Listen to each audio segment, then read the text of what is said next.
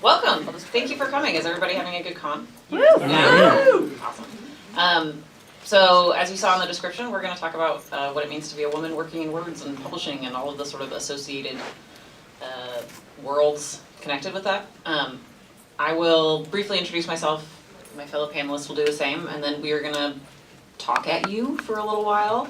But it's casual, so if anybody has any questions, just raise your hands. We don't need to wait for a specific Q&A, although we can do that later. So thank you again for being here. My name is Rebecca Brinson. I'm on the board of the Northwest Independent Editors Guild, which is the sort of presenting organization. We're all members. I came into words because I was a writer and reader, like probably many of us in this room. Studied creative writing. That was really brilliant. Turned it into a job that was actually useful being a grant writer, working in arts nonprofits. Ended up doing a lot of fundraising, grant writing, administration, things like that. Moved into editing specifically because I had really liked the part of working in nonprofits where you do lots of different jobs. One of the ones that kept falling on me was editing a lot of work because I worked with a lot of performing arts and literary arts organizations. So found out that I really, really loved editing. Took the 9-month editing certificate at the University of Washington, which I highly recommend if anybody's interested in getting into editing. It's a great program. And just went from there. So now I work as a contract copy editor and doing Amazon publishing books and Sasquatch and corporate editing and things like that.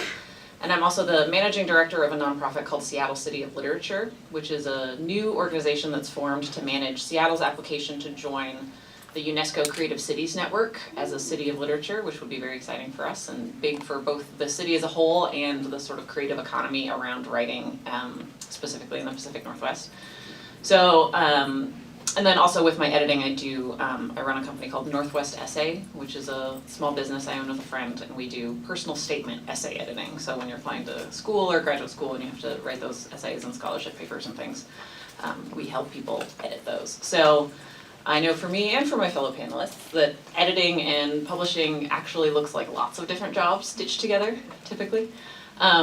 So that's me. I came to the Editors Guild. I found out about it through doing the certificate program at the University of Washington. The Editors Guild has been a really great resource for me. I met Beth and Amanda through the Editors Guild. I've gotten jobs and references and learned lots of new skills. If you are working as an editor, we do require that people have at least 1 year of editorial experience before they join, just because we try to keep the expectations high for everybody who's involved. But we're a really supportive organization and we work a lot with professional development and connections and things like that. So if you're interested, we have flyers about us and what we do. We have a really helpful listserv that people can post questions that anywhere from like actual editorial questions to contract questions to I have a crazy client, what do I do questions.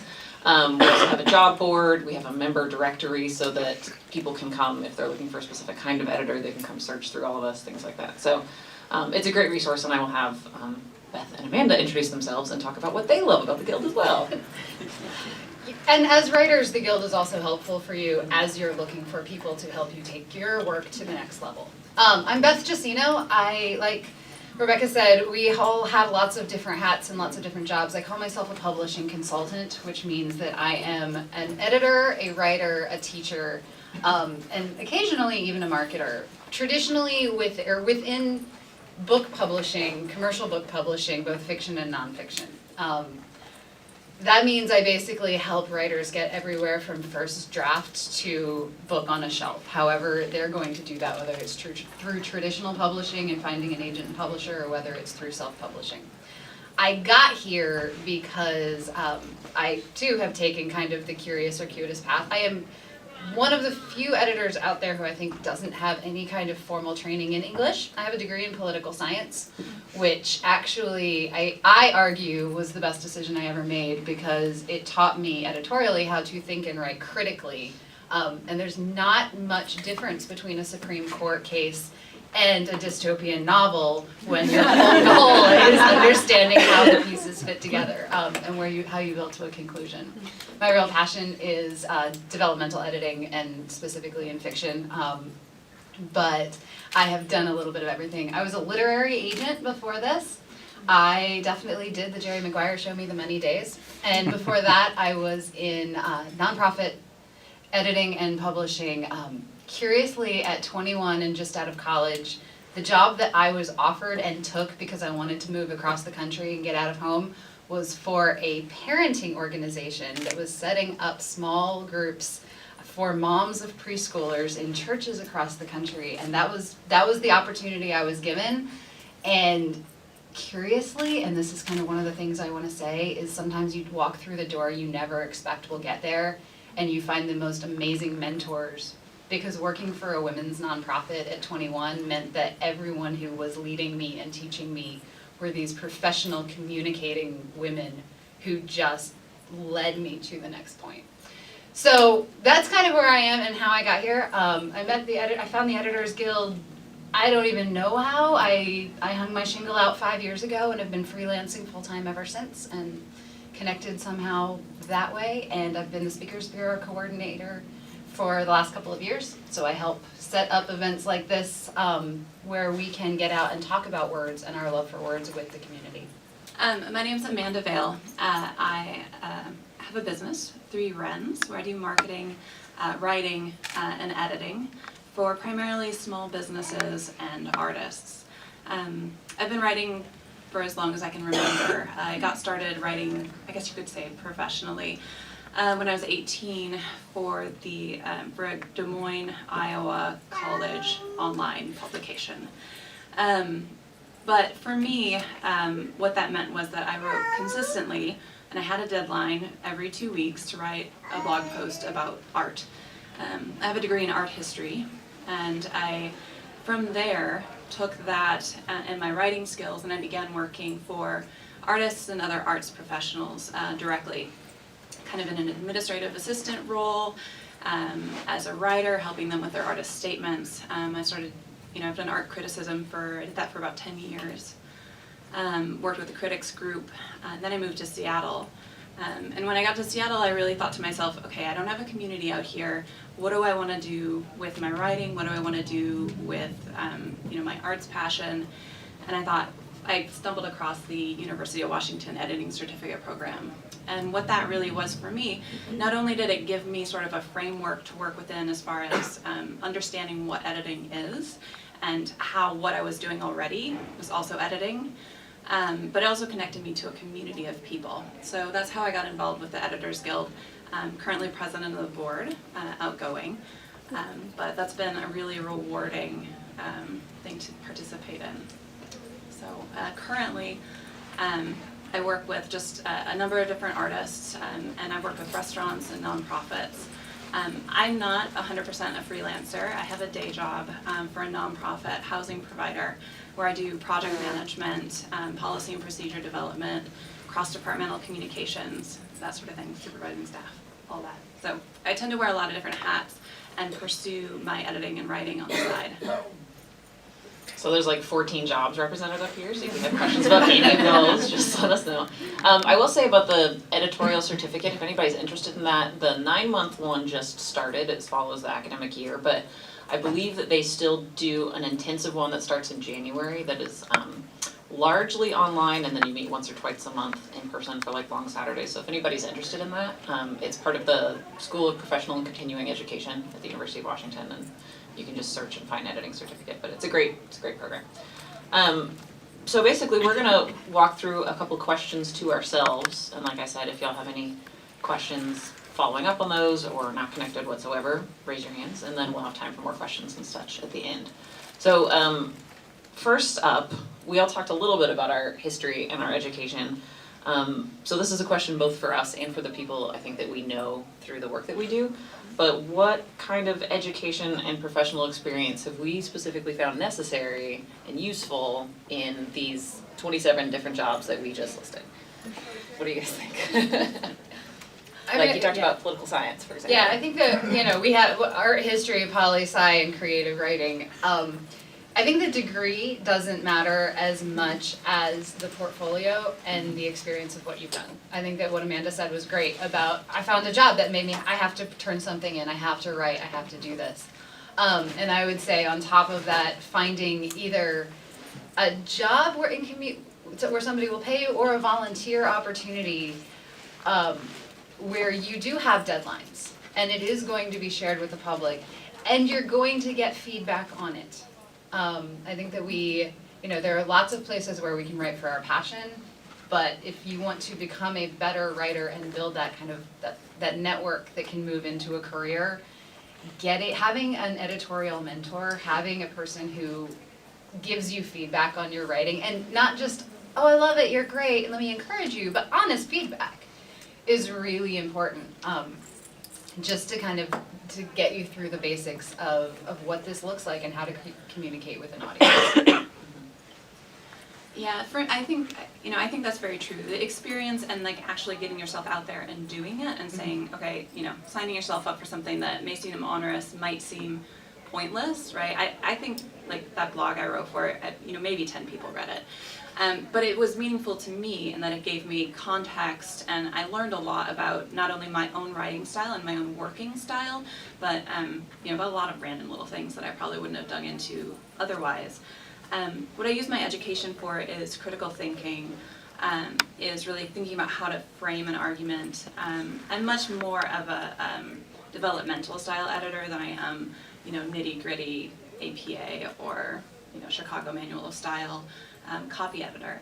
So that thinking of that framework of thinking, that's what I use my degree for, as well as the vocabulary. I mean, every field has its particular vocabulary and its way of thinking, and sometimes you just need to get in there and learn what that is so that when you're communicating about what you do, you're using words that other people can connect to. That's a really good way to think about it, and I like the idea of taking the critical thinking both from poli-sci, from art history, and being able to use that in developmental editing. That's huge. I would add that, build on that the communities that you find, writing and editing and design and all the different elements of traditional or self-publishing tend to be very solitary. You can be alone in a room doing it, right?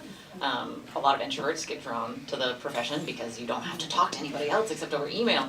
But what I have found, both in editing and in the literary work that I do, is that your talent matters and your practice matters, but it also matters who you know. And not in the sort of nepotism style issue or the conflict of interest style, but really just like who's excited about your work and who wants to come see you read, or who is willing to do a quick developmental edit on your first chapter for free because they're friends, I've done a lot of work. I used to work at Hugo House, which is a great literary arts center that if anybody is interested in writing and classes and awesome events and stuff, I was there for 4 years.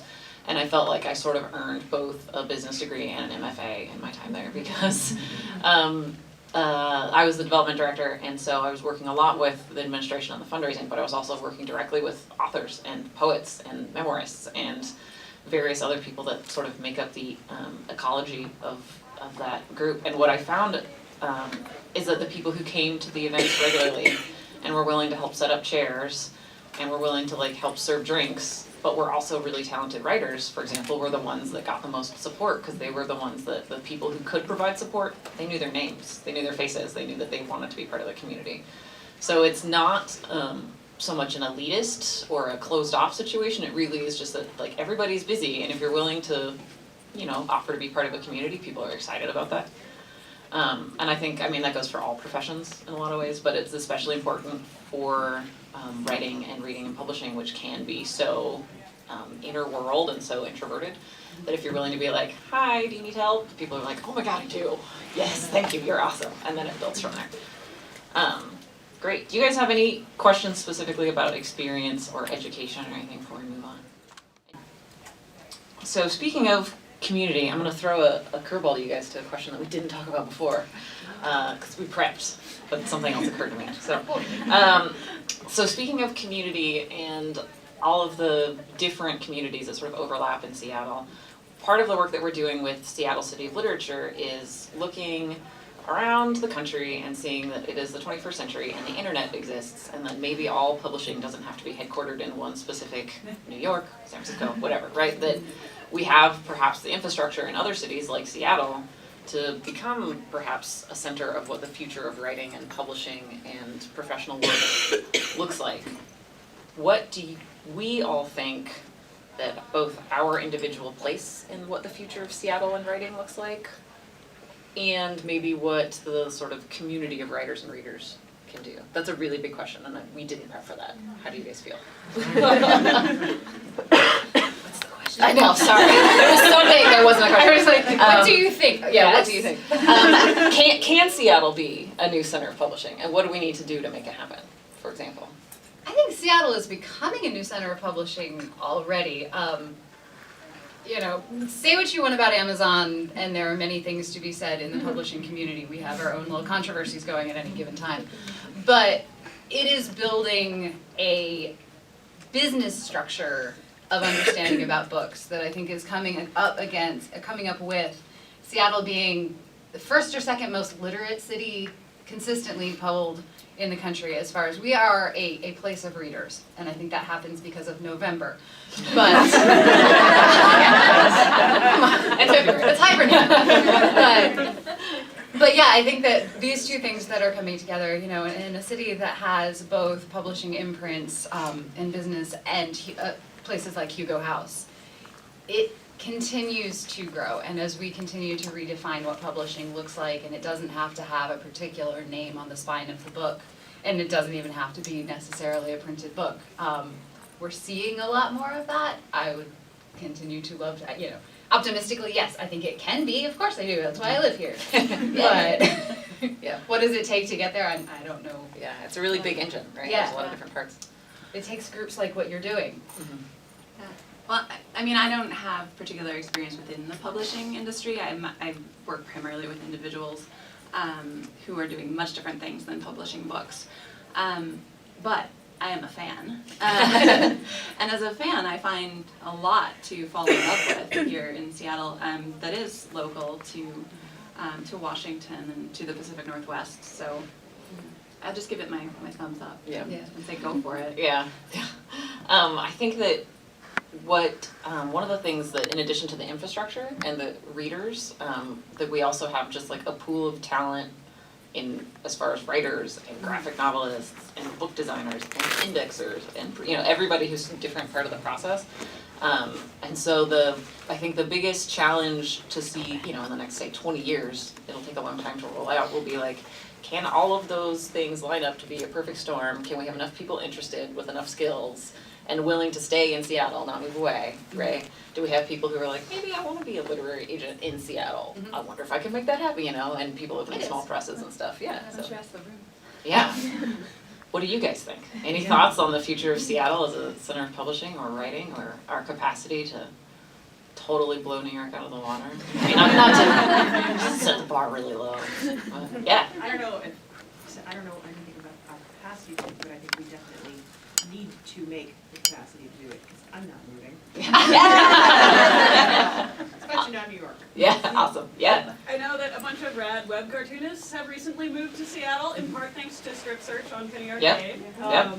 But in general, like, some momentum is building. Yeah, and that's totally part of that sort of coral reef, right? Is there's all these different parts of things that can support each other. Yeah. Anybody else have any thoughts or questions about that? Yeah. Well, we know that these hubs, especially with major publishers, there's the push for the general non-genre publications and so forth, while Seattle seems to be a big hub of the mix of fantasy and sci-fi and so forth. If Seattle can really support those communities, in that way Seattle could blow past things in working with that category of interest. Yeah, that's a really good point. Yeah, I will also say, as I think about your question, I think one of the biggest challenges that's going to happen is that Seattle is so beautiful and amazing and popular, and is getting so expensive. And that as a creator community, you know, it's hard to be here and to be an independent and to, you know, not be making that Microsoft or Amazon or Boeing salary, and find a place to live and find these options and build that place. You know, some of the fun art communities that are happening are in places like Detroit and the outskirts of Pittsburgh, because an artist who doesn't have to be in any one particular place can buy a house for $20,000. Mhm. So Seattle's gonna have to be able to address that, I think, in order to take advantage of exactly what you're saying, which is it is becoming this hub of really interesting, creative people. Yeah, we gotta keep it safe, but yeah, you can. I'm from Portland, so I can't speak about We'll talk about the Northwest, it's cool, Greater Northwest.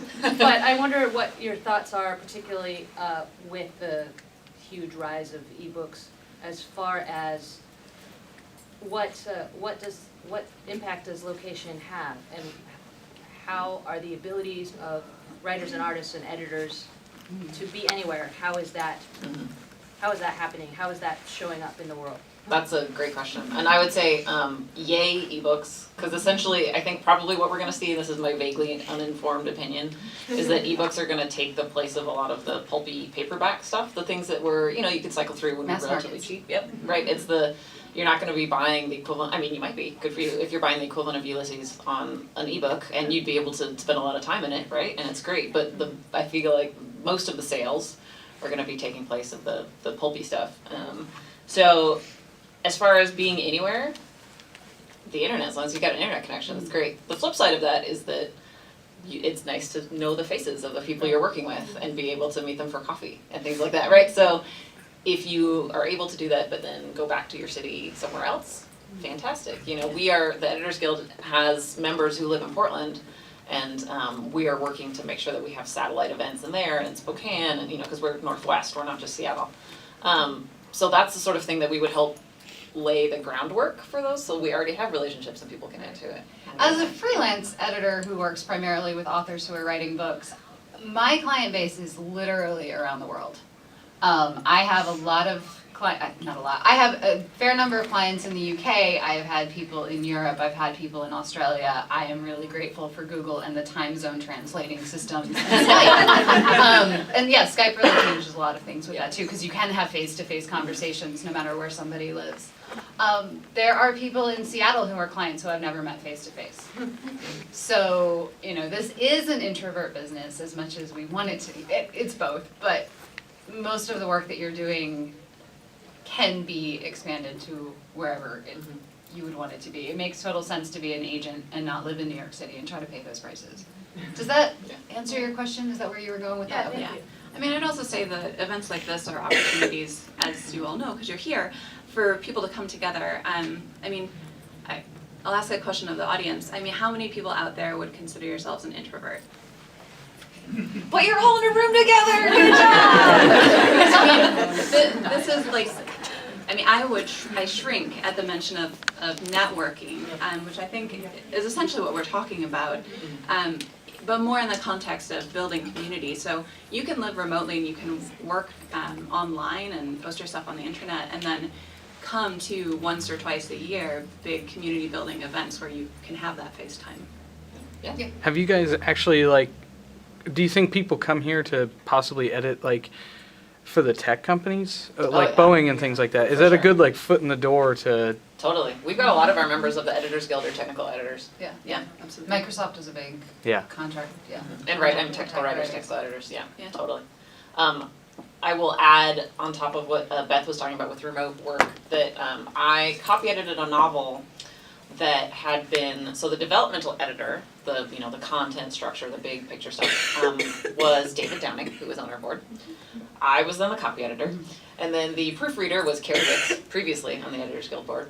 But the novelist lived in Los Angeles, and he lived in LA, he was doing his thing, he was being published by an Amazon imprint, but his entire editorial team was in Seattle, and we all happened to know each other because we were all part of the guild, but it was like, he liked working with all of us, but that's the sort of thing where, you don't necessarily need you can have a fulfilling relationship through, comments and queries, but have it just be sent over email, it's totally possible. I met this week a client who we've done 2 books together that have been reviewed in the USA Today, and she's been incredibly successful. She lives in New Jersey and I live in Seattle, and so 2 years later, this was our first face-to-face connection, but it was like it's like we've always known each other.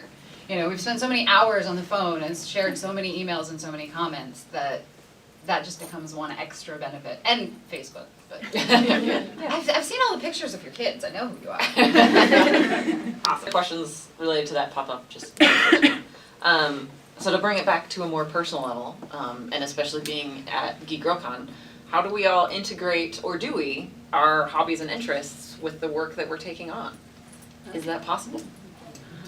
Well, that's totally possible. Yeah. I think people do it in different ways, and I've seen a lot of editors who do it in, this way or another way. I mean, some people will, they have something that they're particularly good at editing, and then they'll kind of pursue on the side. A good friend of mine pursues doing developmental for fantasy and science fiction on the side because that's what she's passionate about. That's not where her experience lies. So it's definitely possible to kind of inject that and morph it into what you're doing. For me personally, I do a few things. I'm working on a writing project on the side that is really my passion and I've been wanting to do for a really long time. But that's really slow going. So I find fulfillment in, I would say, I told you I have a degree in art history. I do a lot of work with artists. I'm really good at herding cats too. But I mean, that's how I incorporate that knowledge and that passion and that interest by reaching out to people who I know are also engaged in that and working with them directly. But I'm also really passionate about creating connections, and it's something that I didn't think was a strength early on that I've come to think of as a particular strength of mine, and that's, when I started off, I was trying to make, postmodern art accessible to somebody from, small town Midwest who, may not think that they're at all interested in postmodern art. So I wanted to make the art interpretable to the reader, and I continue to do that, whether I'm working with artists and trying to help them talk about their work, or whether I'm working with a small business that's trying to grow their business or, market in some way, shape, or form. So I get a lot of fulfillment out of that. Great. I think that the obvious answer is how do you tie your career and your hobbies together? Well, we're readers, right? So every time I'm reading a book is now part of my job. But it encourages you. Yeah. Is the IRS listening? It encourages me to read widely as well as deeply, because I'm working with authors and writers who are writing across a variety of genres. And so I've read things and I've read books that I never would have experienced if I was not pursuing this kind of career. I think the more interesting and complicated answer is that I think there's a difference between what you're writing and what you're editing. And so I think a writer has to be passionate about their topic, whether it's I'm going to be blogging for this organization, or I'm going to be writing a book for myself, or I'm going to be doing any of these things. You have to really believe in what you're writing. I think an editor's job is to really believe in the writer. Because as an editor, I'm not bringing my passions, my beliefs, my perspectives to that writer's writing. My job is to make their passions, their beliefs, and their perspectives sound better. And so from that perspective, as an editor, I am comfortable working with a variety of different ideas that I may or may not agree with. I did a prayer book and an erotica book in the same week once. But what I am passionate about is the fact that people are putting their time and their effort into putting words on a page. I believe that every person should write a book at some point in their life. Whether or not they publish it is a whole different question. But they should write a book, they should take that time. And so what I'm doing is helping them do that, and that's what my passion is. Did you get a prize for that? I feel like there's some sort of editor medal that you could get for having such disparate. Well, it's like yeah, you have to get a sticker for every different genre you've done. Like I filled in all the little Trivial Pursuit things. Yeah. How about badges? We can all wear sashes. Yes. Ooh, what does the erotica badge look like? All away comic artists. Please be aware that many members of your audience are under 18. We have a sign on it. We're being appropriate. I would say some of the most fun. So I do copy editing. I do the larger developmental stuff for personal essays and things like that. I'm not a huge technical copy editor. My brain will gloss over a little bit. But one of the kinds of technical copy editing that I've actually really enjoyed is with crochet patterns. So because I'm a big knitter and crocheter, so being able to I might not be able to sit down with a Microsoft manual and stay engaged, but if I can sit down with a crochet pattern, and I'm not the pattern tester, right? Like that's somebody else's job, but I can still, I'll be sitting at my computer being like, just air crocheting, like, wait, that doesn't make sense.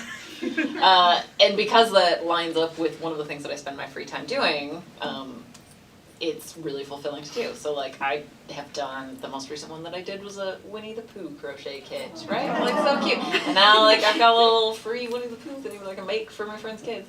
The Star Wars crochet, that one was really fun, little like amigurumi Leias and things. So that's an opportunity that, yeah, it's the same skills that I'm using, but since it resonates with other experience that I have, it's a lot more fun. And that was just because I was able to go up to the publishers and be like, hey, I am a copy editor, but I'm also a crocheter and a knitter. And they're like, oh, great. Excellent. We would like to work with you. So, yeah, I think all the books you read, all the things you do in your free time can take you on different paths, right? It can sort of point you in a certain direction. And niche work is so important in this industry.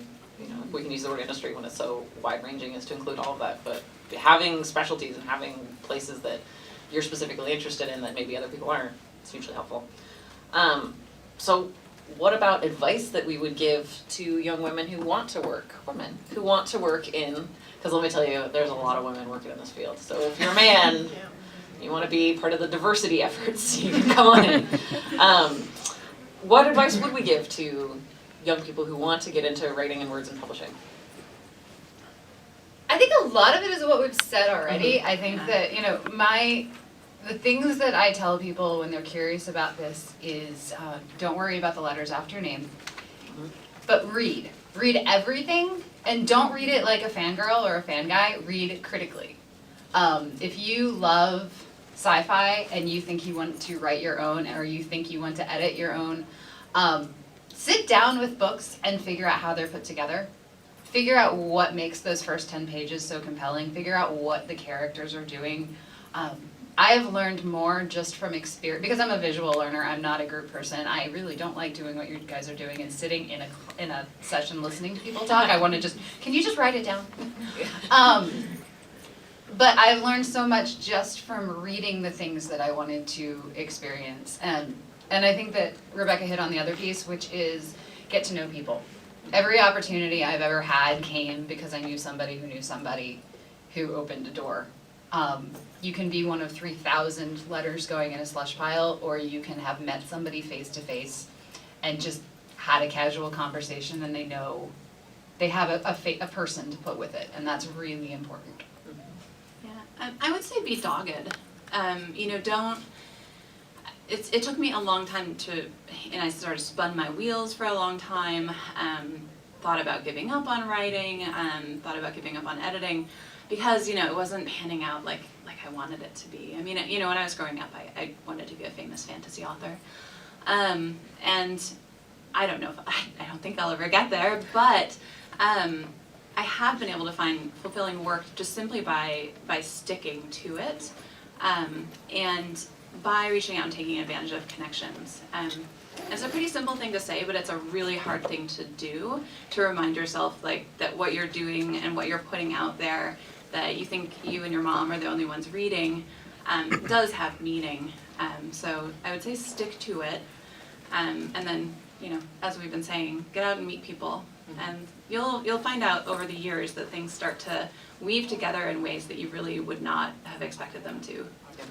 I would say getting online and meeting people counts just as much, right? Like we all talk on Twitter probably more than we talk in person. Yeah, that's true. That might be true. I would say yes and yes to everything that they said. A friend of mine just gave a speech the other day at Ignite Seattle, and she was talking about how imposter syndrome can be a thing, right? Everybody goes through it. I know that all of us up here have definitely gone through it. I can, just because we are people, and of course we have.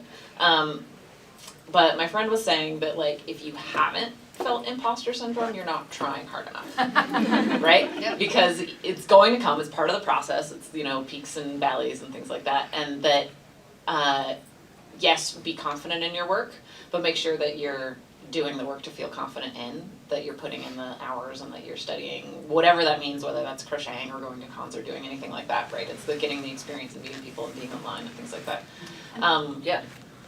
I would say too, to kind of interject along that line, is that be aware that your work is not yourself. that's something that took me forever to learn, really, and That's really accepting smart. accepting criticism and knowing that it's not reflective of you, and it's a learning opportunity, and it's a tool that you can use.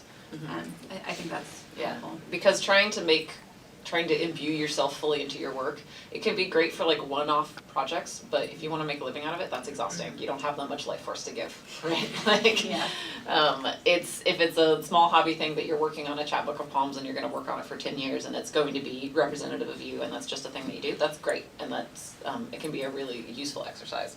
But if you want it to be something that you get paid for on an hourly basis, that's very exhausting. Don't put yourself through it. Great.